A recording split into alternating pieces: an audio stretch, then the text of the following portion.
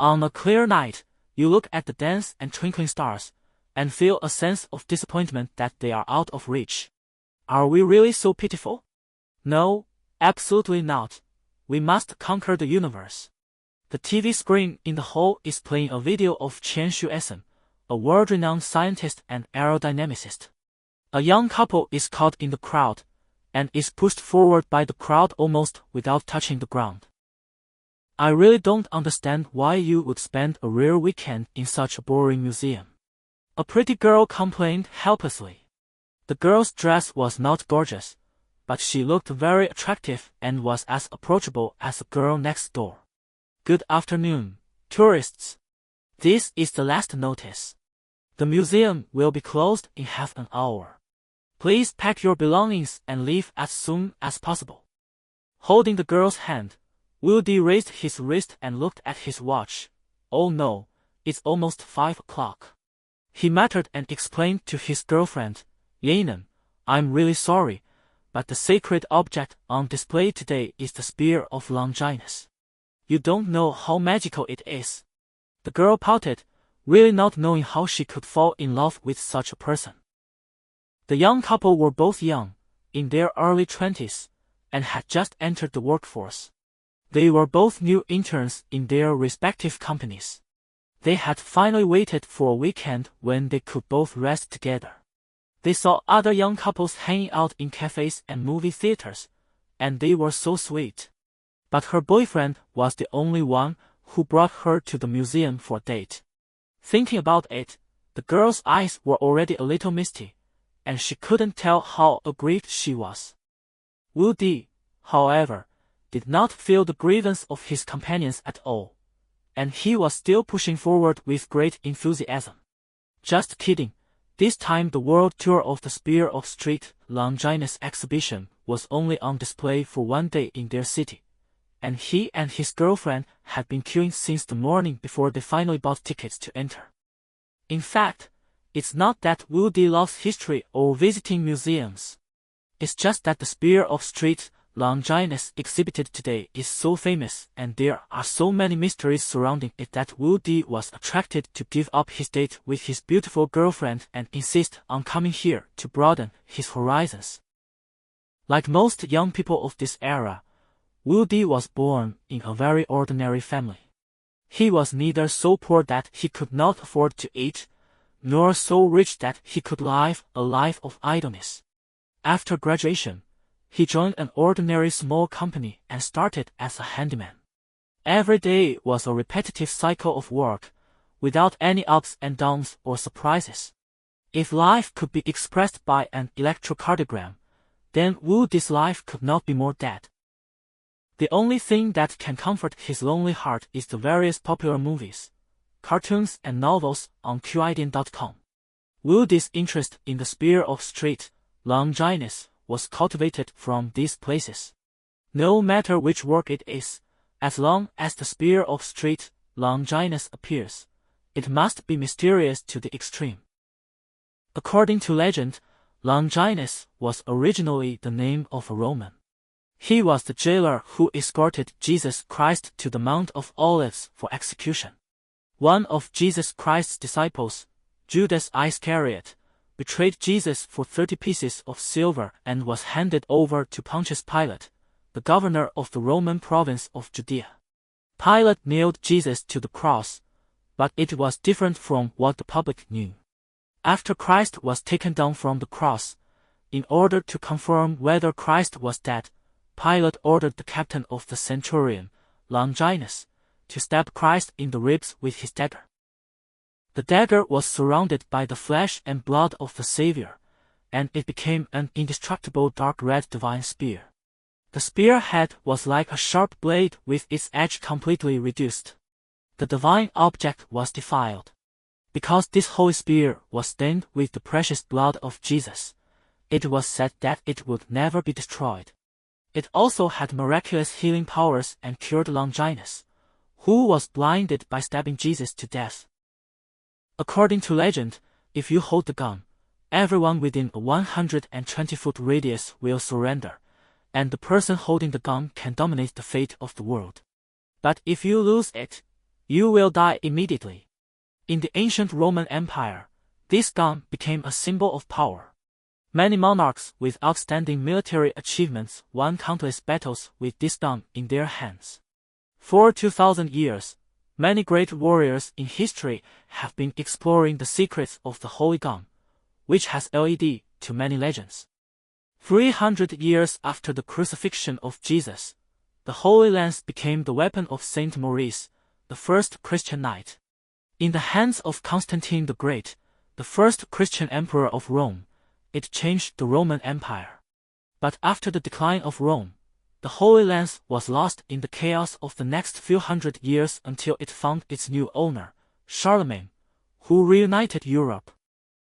The Holy Lance was smuggled out of the city in the 19th century, so it did not fall into the hands of Napoleon. Some people say that this was the reason why Napoleon's hegemony failed. In the mid-20th century, another world conqueror seized it. Hitler claimed to have the Holy Lance in 1938.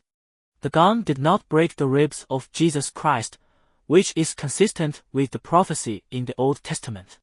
Because the gun was used to confirm whether Jesus was dead and was stained with Jesus' blood, it has since become a religious relic, and some people in later generations also called it the gun of destiny. The weapon used against Jesus later became a weapon that could change the world, making it a sacred object of supreme power and the protagonist of some disturbing prophecies. After 1,000 years of war, the Spear of Longinus that stabbed Jesus had broken into 3 pieces. These 3 pieces were reforged by successive kings to become 3 new Spears of Longinus, one of which is on display today. The museum was naturally packed with people who could see the artifact in real life. Unlike any previous exhibition, most of the visitors this time were young people. Wu Di complained inwardly. He was not physically strong. Long-term lack of exercise and working in front of a computer had made him fat in advance. He was not very tall either. From his angle, he could not see anything in front of him except people's heads and backs in the entire hall. It took too much time to queue up, and there was still half an hour before the museum closed. Wu Di was unwilling to turn back without seeing the Holy Lance. Fortunately, the tourists who came to visit the museum were of good quality and lined up in an orderly manner. Wu Di could only grit his teeth and patiently follow the crowd. The crowd moved very slowly, and every minute seemed like 3 autumns. Finally, it was Wu Di's turn to come to the booth. In the specially made glass exhibition stand, the Spear of Longinus was quietly placed. The dark red dagger-like tip of the spear lay on a velvet cushion, like a sleeping beauty, and people couldn't help looking away. This was the legendary holy weapon that could change fate and save the world. Wu Di's eyes were fixed on the Spear of Longinus. In the dark, the Spear of Longinus seemed to be responding to Wu Di's gaze. He had a very familiar feeling, as if he and the Spear of Longinus were supposed to be one. This was supposed to belong to him.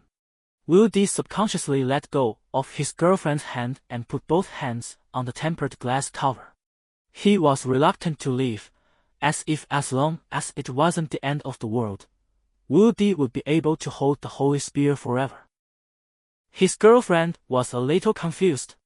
Could it be that her appearance was not as attractive as a cold dead object in Wu Di's eyes? However, although Yinan did not want to interrupt Wu Di's interest, the tourists in the queue behind him were already a little unhappy. Just when Wu Di was dragged away from the display case by his girlfriend and reluctantly looked away, there was a crisp bang sound, and the special chemical-resistant glass cracked. At the same time, all the lights in the entire museum went out at the same time. What happened? Wu Di was awakened from his trance by a piercing scream. The unexpected power outage plunged the museum hall into darkness, and everyone was running around like headless flies. God knows what happened. Wu Di took advantage of the chaos to hug his girlfriend tightly. Yinan's twisting body settled down a little in Wu Di's arms. It seems that her boyfriend is not as bad as she imagined. A woman likes a man for any reason. But before Yinan could wake up from her happiness, a sound of wind suddenly blew past her and Wu Di in the darkness. Wu Di didn't care at first, but when the man ran past him in the dark, he actually felt a very familiar feeling from the man. It must be the Spear of Longinus. Wu Di's heart skipped a beat. He knew that this was not an accidental power outage in the museum, but that the Spear of Longinus had been stolen. This was premeditated. The man in the dark was running forward with the Spear of Longinus in his hand. He stopped and seemed to see Wu Di and Weinan blocking the entrance to the hall beside him. He squeezed out a voice from his deep throat. "If you don't get out of the way, you'll die." While the man was warning, he thrust the weapon in his hand straight out. These were international mercenaries who had been strictly trained. Anything could become a deadly weapon in their hands. Of course, Wu Di had no idea of the origin of the man hired to steal the Spear of Longinus, but he could clearly sense the piercing wind coming from the man's hand. This shot was aimed at Yinan. Although Wu Di was just an ordinary young man, he had the courage from nowhere at this critical moment. He turned around and shielded his girlfriend behind him, while the Spear of Longinus pierced his lower abdomen. The man in the dark succeeded in his attack and was about to withdraw. Deep in Wu Di's mind, a strong sense of unwillingness surged in his heart. He stretched out his hand and grabbed the Spear of Longinus that pierced his lower abdomen. "I will not let you have an easy time even if I become a ghost." The Spear of Longinus was tightly grasped by Wu Di. The mercenary in the dark was stunned and was about to grab it. Suddenly, a stone rolled up in the museum. The mercenary's hands were empty. The Spear of Longinus and Wu Di's body disappeared. The moonlight tonight was particularly bright, and the cold wind blew through the tall buildings. On such a severe winter night, the whole New York City seemed to be in a dead silence. The city that never sleeps, which used to be lit all night, seemed particularly gloomy tonight. Two black bats slowly passed through the dark clouds, their sharp claws hanging upside down on the outer wall of the New York State Hospital. Their blood-red eyes, filled with bloodthirstiness, stared at the distant street with strange indifference. A lone taxi drove by the corner of the street, opened the door with a bang, threw the passengers in the back seat outside the door of the New York hospital, and then sped away. The vampire bat was awakened, flapping its wings, and flew over the woman's head. The woman covered her mouth and nose with her hands, sobbing softly, and barely supported herself to walk to the hospital. The icy night wind blew on her body, as if it wanted to take away the last bit of heat in her body. Just like taking away her brother's life, cold and ruthless. She anxiously came to the morgue of New York Hospital, where the doctor wrapped in a thick coat had been waiting for her for some time. "Doctor, my brother." The woman looked at the doctor with pleading eyes, begging him not to let her hear the bad news. No matter what the policeman said on the phone, the woman didn't believe that her brother, who was always timid and cautious, would be murdered in the suburbs. She would only believe it if she got confirmation from the doctor. The doctor's expression was cold and numb, as if he was wearing a stiff mask. He shook his head and handed over a report. "I'm sorry, Ms. Catherine. We tried our best." Catherine's eyes stayed on the first line of the report, where bold letters formed a line of words. American State Hospital, Death Notice. "Dear Mr. Emir, on day, he was sent to our hospital for treatment. The diagnosis was, after rescue efforts failed, he died on day. Please come to the hospital to handle the funeral and go through the relevant procedures with this form." Catherine sobbed and read the information on the death notice intermittently. She couldn't help but gasp and finally shed tears. The doctor lowered his head, as if he couldn't bear to see this young and beautiful girl sat in front of him. "How is this possible? My brother has always been low-key and honest. Why would he run to the suburbs of New York for no reason? He didn't have any enemies, so how could someone hurt him?" I'm sorry, Ms. Catherine. When the New York police took Mr. Emir to the hospital, he had already stopped breathing. By the way, we found out that his spleen seemed to have been pierced by a sharp object, causing organ failure and death. The doctor shook his head, patted Catherine's shoulder, and walked out. He had faced too many such things, and he knew that what Catherine did most now was to cry alone, and it was inconvenient for him to be there. The door of the morgue closed behind Catherine, and it was as if the world had completely lost its color. The room fell into darkness and silence, which made people feel very heavy and depressed. In Catherine's eyes, there was only a melancholy white mist that made her unable to see the reality clearly. If she could make her brother live again, Catherine was willing to pay any price, even making a deal with the devil. Tap, tap, tap. Heavy footsteps echoed in the corridor from far to near. What was chilling was that a man suddenly appeared in the corridor of New York Hospital. He appeared silently, like a ghost, as if he had walked out of thin air. Just as the man took his first step in the world, a thunderclap sounded outside New York Hospital. The sky outside was overcast with lightning and thunder, as if trembling for the devil that had crawled out of hell. Wind and rain mixed with sleet and snow violently hit the building of New York Hospital. The man walked in the hospital, and the white fluorescent lights were disturbed by some special interference and made a squeaking sound. Every time he walked by, the fluorescent lights would explode with a bang. The man slowly walked towards the morgue where Emer's body lay. All the electrical appliances that could emit light in the entire corridor were inexplicably damaged. Only darkness remained, and the man was silhouetted in the darkness. He was thin, with gray hair that was combed meticulously. He was wearing an exquisite dark blue gentleman's suit inlaid with gold buttons, and his face was gloomy and arrogant. He leaned on his cane decorated with a crystal skull, walked forward step by step, and pushed open the door of the morgue. Emir Freddie Longinus. The man called the name of Catherine's dead brother and stood at the door of the morgue. Who are you? Catherine gently wiped the tears from her face and raised her head. She thought it was Emer's friend. But soon Catherine reacted. Look at the old man's gray hair. Emer didn't have a friend as old as him. It seems I'm late. The man looked at Emer's lifeless body lying in the morgue, shook his head and introduced himself. Mephisto Ferris. You can call me Mephisto. He slowly walked to Emer's body and stroked it with his hand, as if he was stroking a rare treasure. It's really weird. He shouldn't have died. I can't feel his fate. What happened? Catherine was startled by the light in the man's eyes, but when she came to her senses, she found that the old man's eyes were only brighter than those of ordinary people, and did not emit any fire.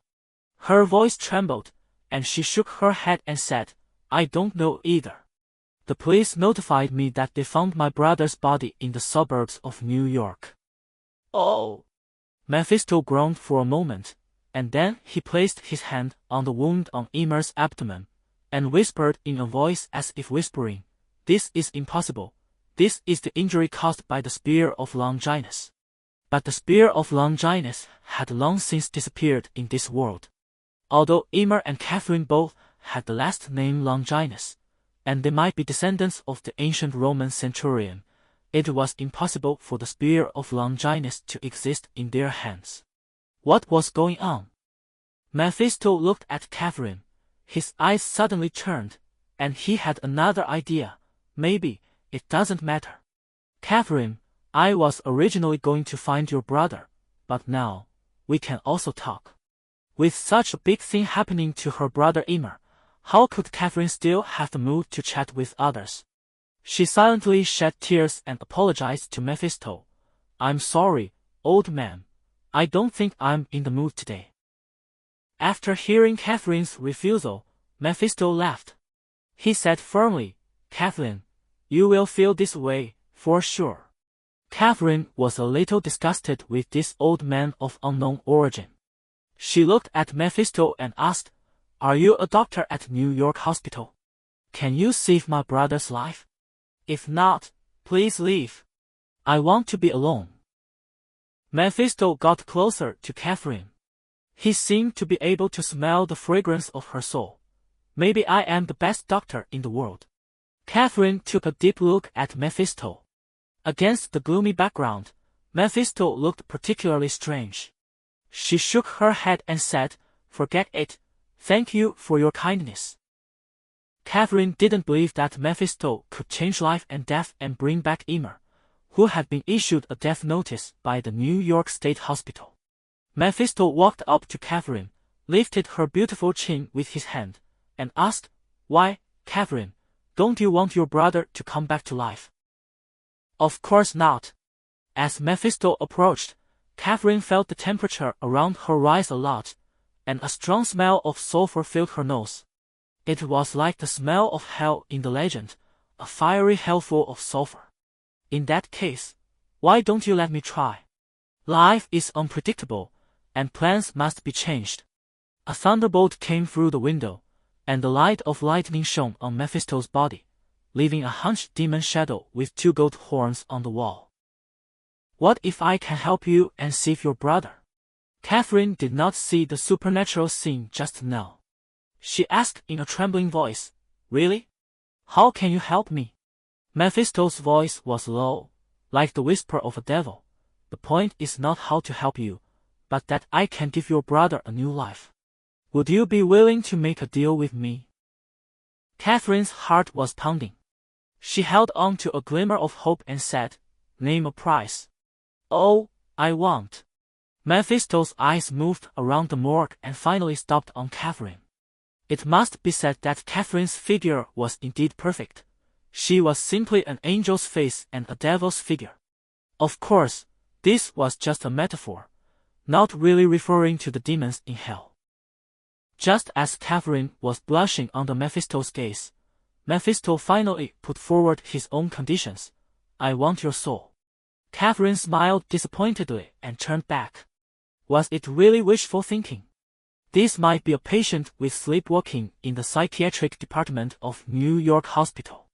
Fortunately, she was a modern educated woman who was moved for a moment and believed the words of this madman. If Mephisto can manipulate death in his hands, then does he need to make a deal if he wants to take his soul? If not, then he is just a lunatic with delusions, and no matter how much I say to him, it will be nonsense. I will let your brother get a new life, and you will offer your soul to me. This requires you to make a choice, Catherine. You only need to sign an agreement with me. Catherine raised her head, which had been lowered, and was surprised to see Mephisto, the old madman, take out a finely crafted scroll from his arms. The scroll was full of words Catherine didn't recognize, but it was obvious that it was not English, American English, Chinese, or any other language Catherine knew. She took the scroll from Mephisto and thought to herself, maybe this was just a random doodle by this old madman. Could it be that she really hadn't given up yet? The hospital has informed me of my brother Emer's death. Catherine, who was a little distracted, didn't notice that a small demon claw stretched out from Mephisto's scroll and cut her finger on the scroll. Mephisto looked at Catherine's blood dripping on the scroll and smiled. Well, this counts. He happily took the scroll from Catherine's hands and carefully put it back in his arms. The soul of the Longinus family. Ha ha, the most holy soul. Very good. The agreement was reached. Mephisto was a devil who kept his word. Since he promised to give Catherine a newborn brother, he would definitely do it. He would not lie to Catherine just because she did not know the hell language. But this was actually because the rules of hell bound him. Even if Catherine did not know a word of the hell language, as long as Mephisto lied in this regard, the agreement would not take effect. Getting the agreement scroll with blood dripping from Catherine's fingertips was only the first step. Next, it was Mephisto's turn to fulfill his promise. Yes, that's right, Mephisto would not lie to Catherine, but he would look for loopholes in the agreement. His eyes gradually changed, and finally revealed the unique hellfire of purgatory. Catherine, who had been watching Mephisto nervously, felt dizzy, as if she had overdrawn all her energy. She staggered and sat on the ground, and fell asleep. Mephisto muttered to himself, and pointed his fingers in the air. Under his command, dark green rays formed a mysterious magic circle, and circles of faint green magic waves emanated from his body. The flames burned from the depths of hell and slowly covered Ymir's body. It was true that Mephisto did not have the ability to manipulate Ymir's soul. However, he could, with the help of magic, summon an evil spirit from hell at will, attach it to Ymir's body, and give him a new life. But just when Mephisto's magic was about to be completed, his magic suddenly lost control. Just as Ymir's body came over, a more negative and dark force formed a vortex, quickly extracting Mephisto's magic from the magic circle, and transforming it into a force full of resentment and hatred. Even if I become a ghost, I will not let you go. A voice full of curses and evil thoughts rang in Mephisto's mind. Woody's soul, who should have been buried under the Spear of Longinus, appeared from the air with a strange smile, and his eyes projected a faint green light, which matched the flickering red light in Mephisto's eyes. What kind of existence are you? In this world, heaven and hell have reached a compromise. After death, the soul of a mortal body will go to heaven to become a holy spirit, or fall into hell to become a devil according to the good and evil deeds in the past. But there has never been a form like Woody. Woody turned into a ghost who had lost his mind. Under the pressure of Mephisto's magic circle, he emerged from the body of Ymir, who was also dead and full of resentment. With madness in his eyes, he descended from the sky, opened his mouth and bit Mephisto's shoulder. The body of the ghost, which was originally a void, turned into a solid entity the moment it bit Mephisto's shoulder. Poor Mephisto was also a veteran in hell, almost as high level as the 7 Satans, but he was bitten by Woody without any defense, and he screamed. The wound on his shoulder was melted by the power carried by Woody's soul. He screamed in horror, "Damn it, what is going on?" Mephisto could not understand why such a thing would happen to a descendant of Longinus. He watched helplessly as this suddenly appearing ethereal body drilled into the wound on his shoulder and then drilled out of his stomach. Woody's soul was laughing in the air, and Mephisto was staring at the big hole in his stomach. He was actually hurt by this unknown spirit. This is simply a nightmare. Mephisto paused with his cane in embarrassment. A ray of hellfire ignited from his body. When the flames went out, his figure had disappeared without a trace. From a certain angle, Woody's spirit and Ymir's body were exactly the same, like the same person in 2 parallel worlds. The cold wind whizzed through the morgue, and the green ghost fire in Woody's eyes gradually dimmed. Surprisingly, even facing Catherine, who was in a coma and defenseless, this rampaging ghost did not have the slightest intention of harming her. His spirit circled around the morgue, and finally returned to Ymir's body, and from then on, they became one. Ymir subconsciously covered his stomach, as if his lower abdomen had been pierced by the thief with the Spear of Longinus. Yes, it was the Spear of Street Longinus, and his memories of his past life came flooding back. He remembered that he and his girlfriend were visiting a museum, and then he was stabbed by the thief who stole the Spear of Longinus. How innocent this was! Ymir straightened his body and sat up suddenly from the bed. "I won't let you go, even if I become a ghost." Before he could recover and see his situation clearly, he heard a soft moan of Aya. Having just woken up from a coma, Ymir rubbed his forehead, which seemed to still hurt, and subconsciously asked, "Where am I?" "Ymir, you are really alive. God, this is so great." This voice was not from Ymir, because it was a female voice. The voice was very tender and sweet, but different from his girlfriend in his previous life. He raised his head and saw a pair of big watery eyes looking at him nervously. This was a young and beautiful girl, sitting cross-legged beside his bed. Emma relaxed and subconsciously called out, "Sister." He was stunned after he called out. He was an only child in his previous life. How could he have had a sister? Emir slowly looked at the girl in front of him. What caught his eye was a pair of very sexy and familiar legs, wrapped in a pair of flesh-colored stockings. The exquisite jade feet were looming in the stockings, and the black and white matching urban beauty outfit was exactly his sister Catherine, who lived with him, Catherine Longinus. His mind suddenly became confused. He stood up too suddenly and bumped his head with Catherine, who came to care for him. The scream before was Catherine's cry of pain. Many fragments of memory that did not belong to him kept flashing in Emir's mind. He asked in disbelief, "Sister, what happened to me?" Catherine didn't care about herself. She rubbed her brother's head gently, then said with tears in her eyes, "When the police officer found you, you appeared in the suburbs of New York. The doctor at the hospital said that your heart had stopped beating, which really scared your sister. Fortunately, you woke up." "Oh, is that so?" Ymir shook his swollen head, turned around and looked around, and found that he was indeed in the hospital. But not in the emergency room, nor in the nursing ward, but in the morgue. The morgue was about 80 or 90 square meters, with only one closed window filled with the usual smell of disinfectant in the hospital. There were several bodies parked around that had not been saved by the New York hospital or had died of old age, waiting to be processed. It seemed that he was one of them. Emir touched the tip of his nose.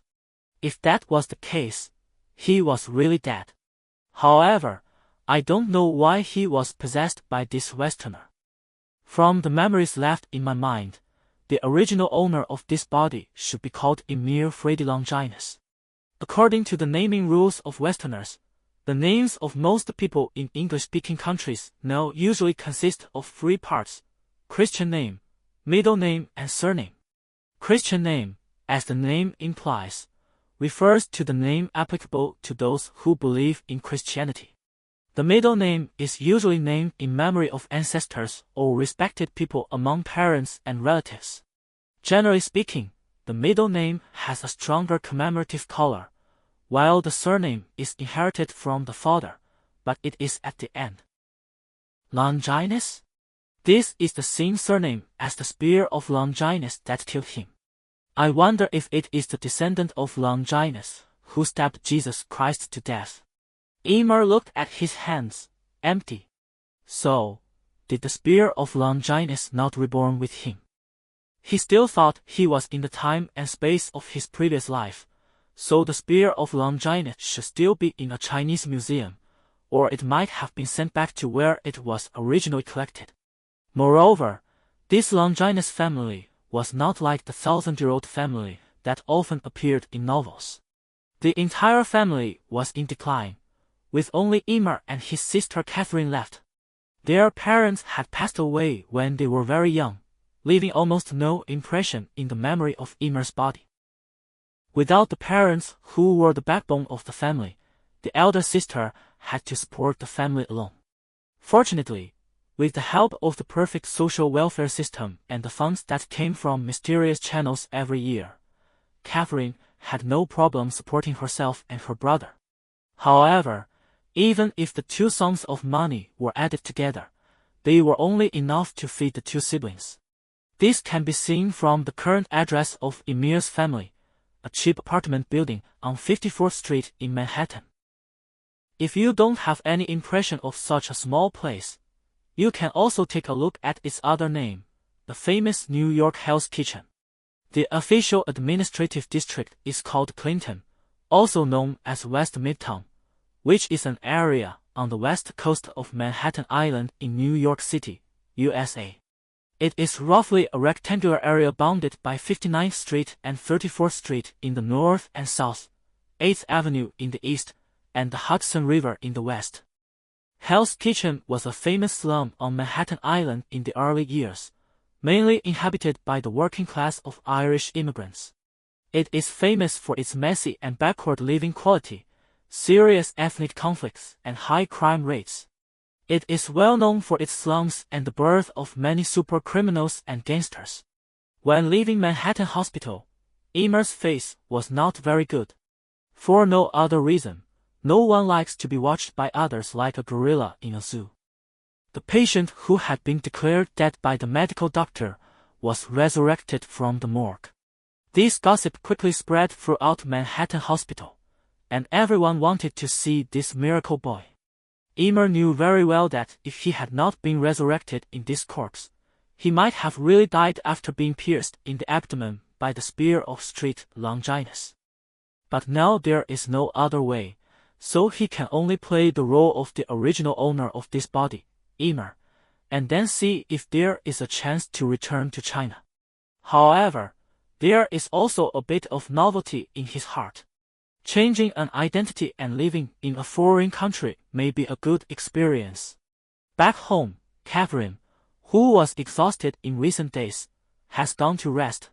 And Emer followed the memory of his body and walked silently to the room that should belong to him. Pushing open the door, there is a small bedroom, but fortunately, it is very clean and even has a separate bathroom. Standing by the window and looking out, you can see the back streets of Hell's Kitchen.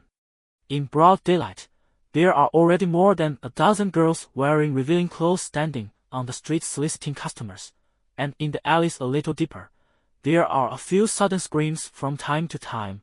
Probably some unlucky guy was hit by a club. This is really a good place for robbery. Emer lay on the bed in some doubt, and after a moment of hesitation, he stood up and closed all the windows facing the street. Perhaps because he had just merged with this body, he didn't even eat dinner, and fell asleep as soon as he closed his eyes. In his dream, a very cold energy wave slowly spread from Emer's body, gradually spreading from the bed to the entire building. A three-dimensional map of the building appeared in Emer's mind. Wherever the in-force could reach, everything could be reflected in his heart at all times. The whole building became Emer's kingdom, and he was the only king. When Emer fell into a deep sleep, everyone in the building didn't know what was going on, and they all started to have nightmares at the same time. The nightmares seemed like an infinite dark space, swallowing up this cheap apartment building in Hell's Kitchen. From every corner of the apartment, it seemed that countless evil spirits crawled out from the depths of hell. Then, a terrifying mental wave slowly penetrated into the minds of everyone in the building, and everyone fell into a desperate illusion. If Emer had not yet realized his ability and intentionally controlled it, I am afraid that in this apartment building that has become a cursed place, no living person would be able to survive. However, the only person who was not affected by the supernatural events in the outside world was Emer, who was emitting in energy. He did not feel anything unusual at all. His life was just like his previous life. As long as he fell asleep, he could sleep until the next morning. It was not until the sun was high in the sky that Emer yawned and opened his eyes naturally in bed, waking up. Last night, he seemed to have a dream that seemed like a dream, but also seemed very real. In the dream world, black mist spread from his body, and the powerful resentful in energy enveloped the entire apartment building. The apartment building was immersed in the dark mist, as if it had experienced countless years in an instant, and all the items became so old. Under the erosion of the resentful in energy, everything here became rotten. The pages of newspapers and books in the bedroom turned yellow, and then completely turned into a black mass of charcoal. The oil paintings on the wall began to bubble, and the walls began to peel and crack. The corrosion of the negative energy made the whole building look like it had been flowing through 1,000 years. Thick dust accumulated on the mirror surface, and the broken windows blew in gusts of negative wind, driving the spider webs in the corners to float in the wind. In such a time, it was a miracle that the apartment building could still barely maintain its terrifying ruins instead of completely collapsing. Through the empty windowsill, there was a strange light shining in from the outside world. This light was not the sunlight in the early morning or at noon, nor the moonlight at night, but a kind of dim dead light full of destruction and doomsday atmosphere at sunset. In Emer's dream, the apartment building became too weird and strange. It was as if it was not the human world, but a real hell on earth controlled by the resentful souls of the underworld. Following the black fog that permeated everywhere, Emer's consciousness gradually became extremely clear, and all the movements in the apartment building appeared in his mind. He could clearly see the dream of his sister Catherine. Catherine's dream world was even more terrifying than the hell apartment. It was a deserted wilderness, with no sunlight, gray ashes falling from the sky, and dark bones on the ground. It was dead and cold, and it was so cold that it drove people crazy. Catherine stood there in a daze. There was only endless wilderness around her, with no grass growing. The skeletons on the ground were biting their cheekbones up and down, with sharp teeth exposed as if they were about to chew someone to eat. The pale sunlight in the sky was bleak, and there was no life between heaven and earth except for the ashes of all things burned out and floating in the wind. It was so stuffy that it was almost suffocating. Catherine was panicking from the bottom of her heart. She ran away like crazy, just wanting to get away from this terrifying place. But no matter how long she ran, it was useless. The gray sky and earth did not change at all. This was a cursed world. Apart from the breath of death, there was no life at all. In his previous life, Emer was an only child. He had a crush on the beautiful sister in this body from the beginning. Seeing Catherine desperate and with a look of despair and horror in her eyes, Emer panicked. He looked down at his palms, which were a layer of pearly white. All the dust and skulls could not affect his body. Ashes passed through his body and fell to the ground, splashing a little gray flame. The skeleton on the ground moved its upper and lower jaws, but it could not tear even a trace of flesh from Emer's body. An incomprehensible epiphany arose in Emer's heart. He understood that this world was not an illusion. This was the cursed land he created. All the damage caused in this dream would be reflected in the real world. If Catherine died in the dream, her body in reality would also be killed. Yes, Emer was not completely resurrected.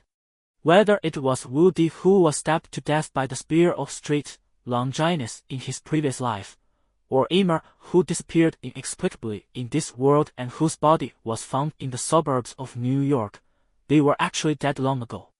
The body that Emer felt before was an illusory existence.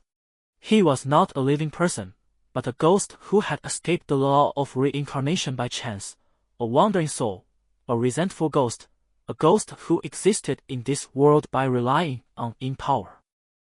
No! Green ghost fire flashed in Emir's eyes, and he spread his arms and roared at the sky. He didn't want to be a ghost, and didn't want to be a weird creature that existed neither dead nor alive. He didn't want to kill his beautiful sister, who had just seen his body today. After running for an unknown amount of time, Catherine fell to the ground in a mess. Her clothes wrinkled into a ball, and the silk stockings on her legs were torn. The skeletal land behind her bulged from the ground, and a huge skeleton spewing poisonous flames appeared behind her. Catherine screamed. Her screams did not affect the cursed dream in the slightest, but Emer's roar changed the entire dream. Just as Catherine closed her eyes and despair overwhelmed her like a tide, the spiteful skeleton behind her disappeared silently. She half-crouched on the ground, holding her head, and screamed for a long time until her voice became hoarse and she had no strength left. Catherine mustered up the courage and tried to open her eyes, and the whole dream world changed. The sky was blue, the clouds were white, the sun was bright, and everything was still quiet. But the ground beneath her feet was not a terrifying skeleton, but an endless green grassland, with all kinds of flowers that Catherine knew or didn't know blooming happily in the sun. The dead ashes had all disappeared, and under the clear sky, the flowers and plants seemed to be covered with a layer of holy light. The breeze blew gently, bringing a scent of soil and flowers, like soft sunshine, which calmed Catherine's mood. "It's so beautiful," Catherine murmured softly. She adjusted her posture, got up from the ground and stared at the grassland in a daze. This nightmare seemed to be over. Catherine was stunned in the same place, not understanding why the dream tonight had such a different change. Yes, she suddenly realized that she had been in a dream all along. In her dream, she saw a figure approaching not far away. This was the person Catherine had been secretly admiring for a long time. The big boss of her company, an American billionaire and arms manufacturer, was famous for his unique lifestyle, intelligence and genius inventor. He always looked like a playboy, but there was someone Catherine would never forget in her dreams: Tony Stark. Tony Stark, Iron Man. Emer, who only wanted to bring peace to his sister Catherine, didn't know why he turned into a handsome young man wearing a neat and expensive suit. Just as he was secretly guessing who Catherine was in this image, he was surprised to hear Catherine's unintentional mumbling. Although Emir had never read Marvel comics in his previous life, he had seen the American superhero movie Iron Man starring Robert Downey Jr. He could remember perfectly that in the movie Iron Man, the billionaire who became an American superhero by building armor was named Tony Stark, right? His real name is Anthony Edward Tony Stark. He is not only the chairman of Stark Industries, but also a famous arms dealer who provides weapons to the U.S. military in the movie. Emer was already a little intoxicated, and his mind was really confused. Originally, he was amazed that he could be resurrected into a Westerner after being stabbed to death by the Spear of Longinus. What happened tonight made him realize that he was not resurrected, but just a ghost that relied on power to exist. Well, since he has accepted his resurrection, why can't he accept traveling to another world? Is there anything more bizarre than this? Emir had never imagined it before, but now it has appeared in front of him. He always thought that Iron Man was a science fiction movie, but why did he travel to a science fiction movie and become a ghost? It's like seeing a Gundam mecha in a supernatural movie, or seeing Sadako and Kayako in Transformers. It's amazing. But this is indeed because Emer is ignorant. In fact, it is normal for supernatural events to occur in the world of Iron Man. You know, Iron Man is a story that happened in a corner of the Marvel world. In the big Marvel world, there are also fantasy magic heroes that violate scientific theorems such as Ghost Rider, Doctor Strange, and Doctor Doom. Every superhero does not exist in isolation. In the subsequent major events in the Marvel world, Doctor Strange formed the Illuminati with Iron Man Stark, Captain Mr. Fantastic of the Fantastic Four, and Black Bolt, the leader of the Inhumans, and exiled the Hulk, who had lost his rationality and could not control his power, into space. Hugging his sister Catherine tightly, Emer had no time to feel the warmth of Catherine's chest. Instead, he was even more confused. Could it be that he really traveled through time and space to a world like the one in Iron Man? Emer had come across the theory of parallel space in his previous life. Although he had not studied it carefully, he knew that the multiverse was a collection of infinite or finite possible universes in theory, including all things that exist and may exist. In these universes, there are also time and space that were born under the same conditions as the universe in Emer's previous life. There may be planets that are the same as the planets inhabited by humans or have the same history, and there may also be people who are exactly the same as humans. At the same time, in these different universes, things will develop differently. In Emer's previous life, superheroes that only existed in comics, movies, and games may actually exist in the time and space he is in now. In other words, Emer may not only be able to see Tony Stark, the Iron Man in the movie, but may also be lucky enough to see superheroes and supervillains with various special powers. Thinking this way, perhaps Emer, as a ghost, is not unique. He is just one of many mutants with superpowers. Slightly letting go of the entanglement in his heart, Emer did not dare to entangle with his biological sister in this body. He quickly used his in-power to solve Catherine's illusion. His body also turned into a thought wave that could not be observed with the naked eye, and returned to his bedroom. It seemed like a long century had passed, and it seemed like only a moment had passed. Emer patted his head vigorously and stood up from the bed. To be fair, if you don't have to worry about being excluded by the public, having special abilities is still a very pleasant thing. Emer lowered his head and stretched his arms hard. He found that he could transform between the physical body and the spiritual body freely. In this way, as long as he concealed himself better, perhaps others would not be able to tell that he was a ghost. A weasel smile appeared on his face, like a weasel who had stolen a hen. There were many regrets in his previous life that were not completed. Perhaps this was the best gift God gave him. Emer opened his eyes, and subconsciously his eyes focused. The clothes neatly stacked on the bedside table floated up and automatically put on him. Coming back to his senses from the joy, Emer smacked his lips. Now thinking about it, he seemed to have not eaten since he was resurrected to this body. The strange thing was that despite this, he didn't feel hungry at all. Instead, he felt much more energetic because the in-power he had taken back to his body last night. Emer suspected that he no longer needed the food of the human world to sustain his existence, which was not a good thing. Thinking of American hamburgers, hot dogs, pizza. Forgive poor Emer. He could only understand foreign food from some food in fast food restaurants in his previous life. However, thinking of this, Emer was a little greedy. He sniffed the fragrant aroma and opened the door eagerly, and walked quickly to the living room. His sister Catherine had already prepared a sumptuous breakfast and was waiting for him. In the morning, Catherine changed into a neat black work outfit and sat at the dining table with red cheeks. I don't know what she was thinking. Emer pretended to be very calm and walked up to her and greeted her. Hi, good morning, sister. Did you sleep well last night? As soon as I said this, Emer wanted to slap himself hard. Did Catherine sleep well last night? Is there anyone who knows better than him? In that hellish dream of the curse, if ordinary people were not driven crazy, they would have strong nerves. Catherine was called back to her senses by her brother's call. She looked up at Emer blankly and smiled reluctantly. Ah, it's okay.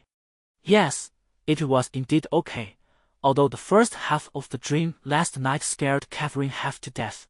But after Stark appeared later, the nightmares turned into sweet dreams. How could it be bad? Emer felt guilty, so he sat down on the chair, buried his head in the oatmeal and muttered, That's good, that's good. By the way, I won't be at home with you today. I still have to go to work. I've prepared lunch in the refrigerator. You just rest at home these few days. I've already asked for leave from school for you. Emer looked up and saw a sign on Catherine's huge chest, Stark Industries. That's right, Emer remembered that this was Tony Stark's company Stark Industries in the movie Iron Man. But am I still a student? At an angle that Catherine couldn't see, Emer curled his lips. In his previous life, he spent more than 10 years studying from kindergarten to college. He never thought that after traveling to this movie world, he would have to go back to school. I just don't know how the school in this world will be compared to the school in his previous life. Anyway, it won't be worse. Emer said with some longing. Then, sister, when can I go back to school? Catherine handed a piece of bread with jam to Emer's plate and said gently, Of course you can come anytime, but the professors at school suggest that you stay at home for a while and go back to study after you recover. Although he didn't know which university he was attending, the professors in this world were really considerate. Emer raised his eyebrows. His health had never been so good before. No matter how severe the disease was, it couldn't affect him at all. He bit the bread one bite at a time and asked casually, "By the way, sister, do you work at Stark Industries? I've seen reports about this company on TV. Is the boss nice to you? Is your work going well?" Catherine couldn't get over last night's dream in her mind. When Emer pointed it out, her face suddenly blushed. "Well, it's actually not bad. Sister can be a regular employee in a month. When she gets the salary, life at home will be better." Emer nodded, and his nose suddenly felt sore for no reason. He thought that Catherine was only a few years older than him. She was only about 20 years old, which was the prime age for a girl, but she had already taken on the responsibility of supporting the family. He searched through the memory of his body, but he didn't feel much gratitude from his previous life to Catherine. This little kid really didn't know how to be grateful. Emir lowered his head and drank the milk, gritting his teeth. If he had no ability, it would be fine. But now he had hands and feet, not to mention the power that ordinary people cannot understand, so he must not let his sister suffer even a little more grievance. He swore silently in his heart, without appealing to others, but this is the oath of a man who stands tall and upright. Watching Emir finish the breakfast on the table, Catherine nodded with a smile. She hummed a cheerful ballad, tidied the table, took a small bag from her room and went out to work. Only Emir was left alone at home, but since he didn't have to go to work or school, Emir didn't feel bored. He wanted to use this time to sort out his abilities. Trying to focus his attention on one point, Emir seemed to have entered a strange and cold state. He could even feel his body faintly emitting cold air. This was probably the energy of ghosts in the stories of the previous life. It is said that after this thing comes into contact with people too much, it will cause great harm to the living. But fortunately, as long as he is not deliberately driven, Emir usually shows just an ordinary body. However, as his mental power gradually focused, his eyes gradually emitted a faint green light. Emir turned his attention to the water cup on the table. Suddenly, an invisible force seemed to emanate from his body. The water cup on the table floated up slowly without wind, and appeared in Emir's hand in an instant as if it was haunted. "Yes!" Emir shouted excitedly. Just relying on a telekinetic force, he could affect physical objects.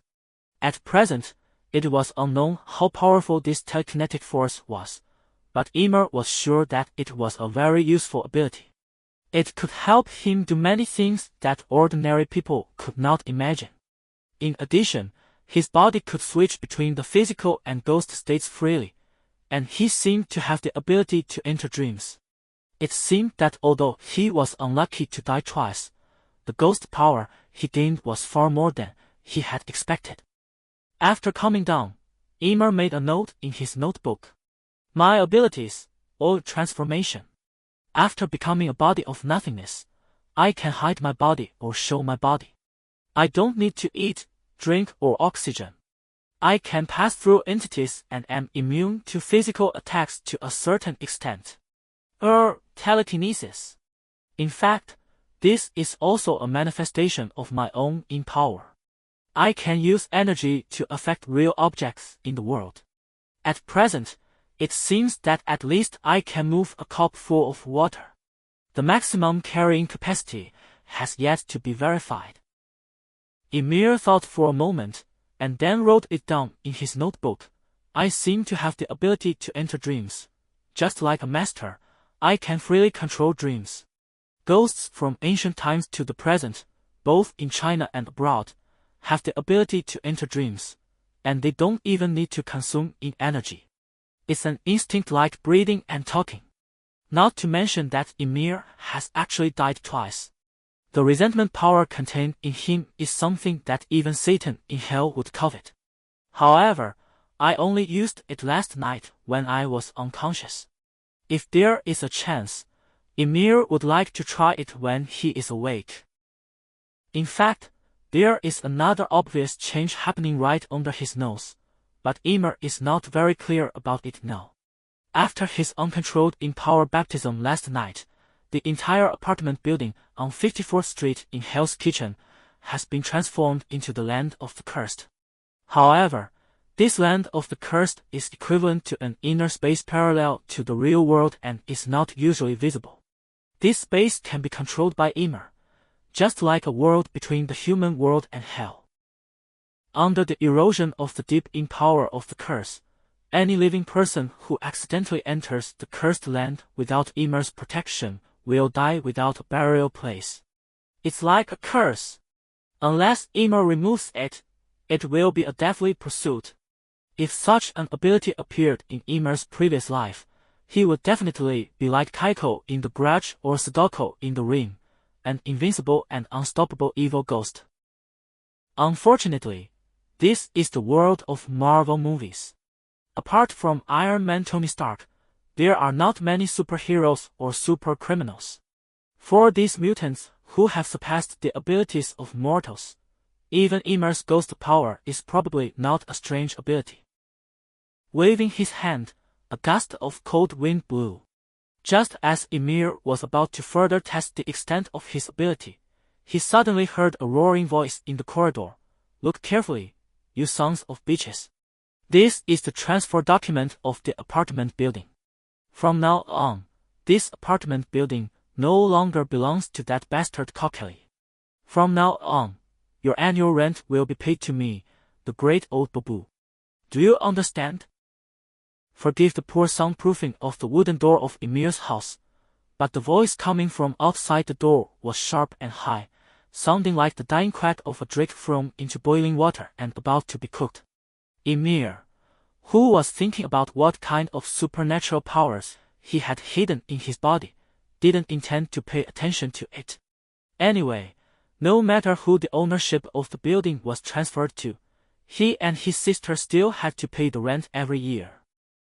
Having inherited the body's memory, Ymir also knew that his family didn't have much savings, and being able to rent this two-bedroom, one living room apartment at a very low rent was actually a great bargain.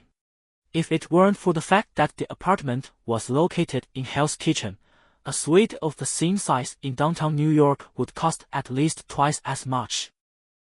Ymir didn't want to cause trouble for his sister Catherine, so he snorted heavily and calmed down to continue studying the subject at hand. However, although Ymir didn't want to cause trouble, the dog-voiced man outside kept talking. By the way, as a protection fee for you maggots, the great old Babu needs to pay a management fee every month in addition to the annual rent. As for this fee, the old Babu doesn't want to embarrass you, so he can just double the rent.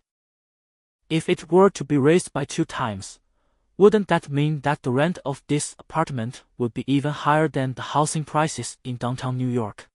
This immediately irritated the residents of the apartment, and they all started to complain. How can this be possible? When Kokeli signed the rental contract with us, he had already collected all the rent for 3 years in advance. How could you change it so suddenly? Yes, the price is too high. How can we afford to rent it? Another timid voice said, Well, I don't know why, but I felt that the apartment was gloomy when I woke up this morning. I had a nightmare last night. Could it be that some dirty creature is parasitic in our apartment? Anyway, all of them were against the sudden price increase proposed by old Babu. Ymir heard it clearly at home, and he was a little hesitant. If the rent went up, would the pressure on his sister be too great? Old Babu didn't consider these things. Suddenly, a gunshot was heard in the corridor, and the dark voice sounded again. Well, you sons of bitches, since you signed a contract with Cockely, then go to hell and fulfill it with that bastard. No matter what, you have to at least get the first month's rent for me today. I want it now." This was simply robbery, but seeing the gun in old Babu's hand still smoking, the corridor suddenly became quiet. No matter how angry or furious they were, no one stood up and fought with this old Babu. Well, maybe they could deal with old Babu, but behind him stood the big shot in Hell's Kitchen. Everyone knew that old Babu was just a street thug, but what if he came here on the orders of that big shot? It was human nature to be afraid of death. Old Babu couldn't help but laugh when he saw the residents gathered in the corridor dispersing. That's right, although he didn't quite understand why his big boss insisted that he expel these poor maggots from the apartment, but since it was a task assigned by the big boss himself, he could only do it properly. Of course, it was not a bad idea to be able to make a fortune while completing the big boss's task. Emer gnashed his teeth in hatred. Wouldn't this force him and his sister into a dead end? Although his sister joined Stark Industries, she hadn't been hired yet, and the salary she had was not enough to support the two of them in downtown New York. His face was gloomy, and he was secretly thinking about whether he should kill the Drake. Yes, that's right, Emer has the power. Unexpectedly, before Emir went to look for old Babu, this man with a dark voice came to his door. He banged on the door and shouted outside, "Kathleen, my beautiful Kathleen, open the door. The amiable old Babu is here to collect the rent." He was simply ignorant and fearless. If old Babu saw the green flickering willfulness light in Emir's eyes at this moment, maybe even if he had 17 or 18 more courage, he would not dare to step into Emir's house, this extremely terrifying cursed place.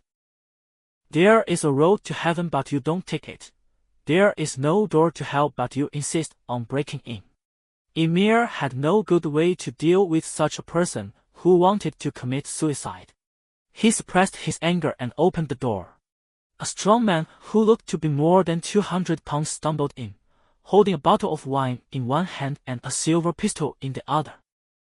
When the residents in the hallway saw old Babu walk into Emir's house, they all hid in the dark and made a God bless sign on their chests for the poor siblings. Old Babu, who had drunk too much whiskey, stumbled to the dining table and sat down. He looked at Emir and laughed. "Little guy, you are home alone. Where is your sister Catherine?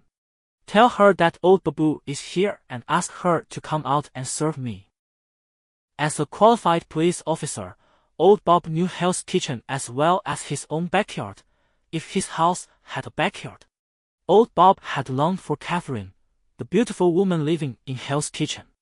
However, his organization usually managed its members very strictly, and no one dared to go wild in the apartment building without the order of the big boss. Strangely enough, the Manhattan area, which seems chaotic and like hell on earth to the outside world, actually has its own set of underground rules. As long as you abide by these rules, even an ordinary person can be safe here. If you violate these rules even a little bit, even Daredevil will be excluded and hunted down. Today was an exception. The mission that old Babu received from the big boss was to evict all the residents in this apartment. With such an order, old Babu felt that he had no taboos. Hearing this bastard mention his sister again, Emir felt that it was a defilement. He gritted his teeth and said angrily, "What did you say? I didn't hear you clearly." Even though he was drunk, old Babu was still a little surprised. He wiped his eyes. He couldn't believe that the person standing in front of him was the famous coward Emir in Hell's Kitchen. Being scolded by the coward, old Babu was immediately a little angry. He slammed the pistol in his hand on the table, and his finger almost poked Emir's mouth. "Little guy, I'm telling you, don't think that just because that bastard Cockely protected your family, you can act recklessly in front of old Bob.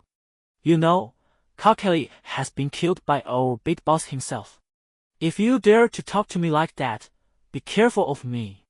Ymir searched his mind. Hell's Kitchen is not a monolithic entity. There are also several factions inside. It seems that the fact that his sister Catherine was able to settle down in Hell's Kitchen with him alone was also taken care of by one of the factions.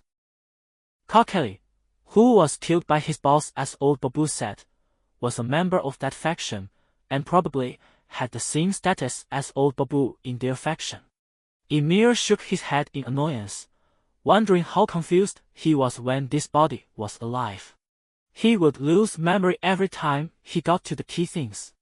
He only had such a vague impression of the organization that had always taken care of him and his sister Catherine.